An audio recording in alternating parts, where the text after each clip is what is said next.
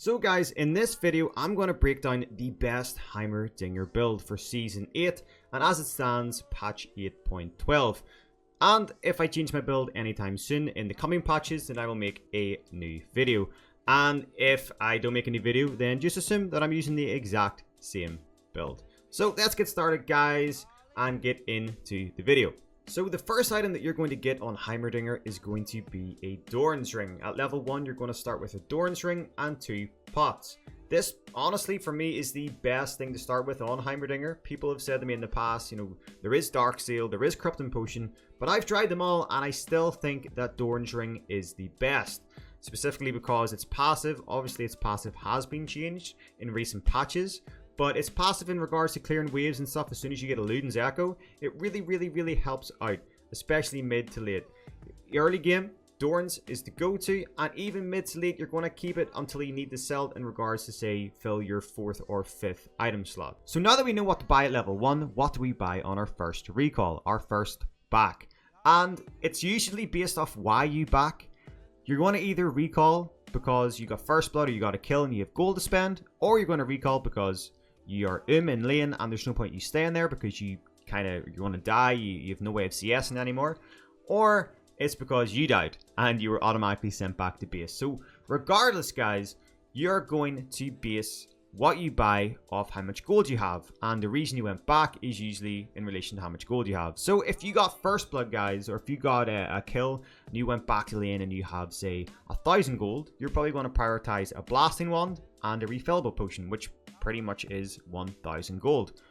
That is obviously based off you getting really far ahead and getting an early kill, and the whole point of getting a blasting wand is to snowball the lane.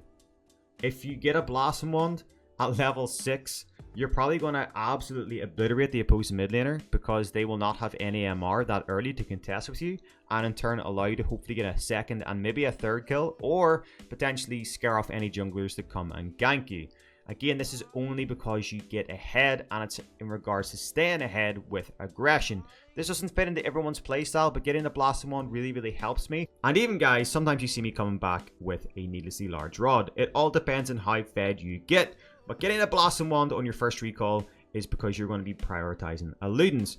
If you go back to lane and you maybe don't have a lot of gold, you're going to start prioritizing an amplifying tome, a control ward, and a refillable, or an amplifying tome and maybe a set of boots. It just depends on how much gold you have. The whole point is you're going to be working towards getting that Luden's, and the amplifying tome is going to build into your chapter. And a lost chapter, guys, is going to be kind of the focal point of your build.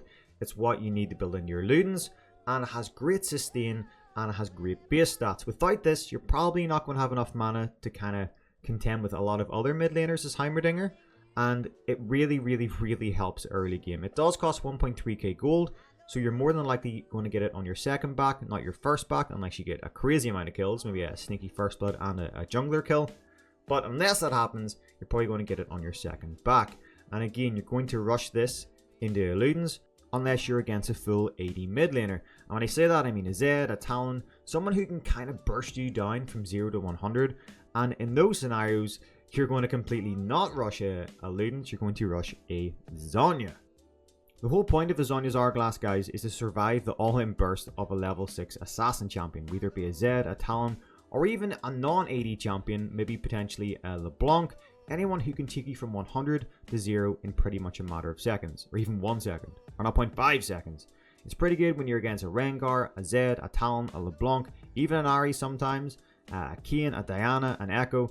It's really good actually in pretty much most scenarios, but you need to rush it whenever you are against a Zed or a Talon, specifically because of the Seeker's Arm Guard with the armor and the stopwatch to nullify any damage that they're going to do with their ultimates.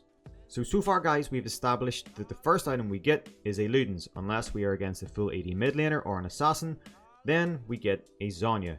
But the second item we get is pretty much our boots. And what boots do we get? We get sorcery boots for the magic penetration. Unless we are against a full AD mid laner or a full AD top laner, then we get ninja tabbies. I also get ninja tabbies if I am against a full AD team comp, which happens a lot more than you would imagine. But unless this happens, definitely sorcery boots. So now that we have our boots and our Luden's, what do we buy next? And that item is a Morello's. Morello's is a fantastic item on Heimerdinger, guys, specifically because it has a good base amount of magic penetration and Grievous Wounds. Grievous Wounds is fantastic on Heimerdinger, and so many champions have so much sustain late game that Grievous Wounds will end up carrying you in team fights. Once you get a Morello's combined with your Ludens and sorcery boots, you're going to start popping off in team fights. Honestly, you'll be able to 100-0 most people unless they have a lot of magic resistance, especially if you're an electrocute player like myself and if you have Ignite. Most people will not be able to 1v1 you.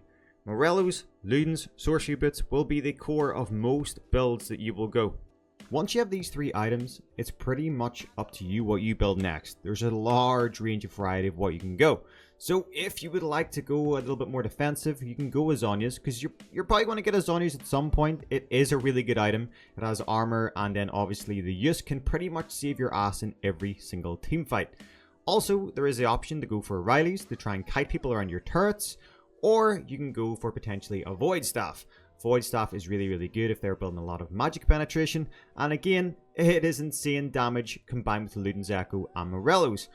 Or you could go Rabadon's. Rabadon's is pretty much the go-to item for any mage. Anyone who uses AP, their final item will usually be a Rabadon's. You will get a Rabadon at some point during the build, but depending on how fed you are, you could get it as your 4th item. Getting it as your 4th item can just obliterate the opposing team, especially with a really good alt grenade. So guys, those are the best items to build on Heimerdinger in order to maximize damage output and to increase your survivability. You do not want to go too damage orientated because you'll just go one hit in team fights, and you don't want to go too defensive or passive because you won't do enough damage to actually have an impact on the game. It's about finding that right amount. So this is what I would usually build as my final build. I feel like these items are the best for Heimerdinger's kit. You got the Ludens for the wave clear and the sustain. You got the Morello's for the grievous wounds. You got the health there as well and the ability power and the magic penetration. You got the sorcery bits for the added penetration. You got the void staff for even more penetration and ability power, because most of the time they're going to build some kind of MR, guys, especially if you're top lane.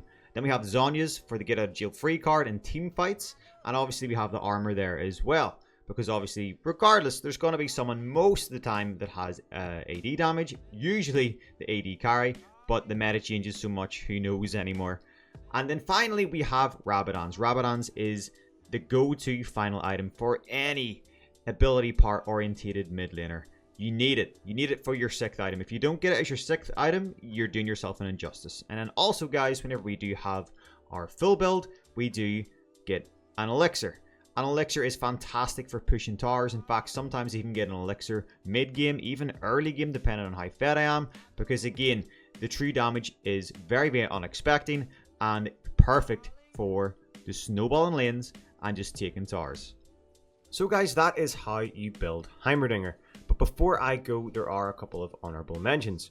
There is Rod of Ages in the top lane if you would like to play a little bit more tanky.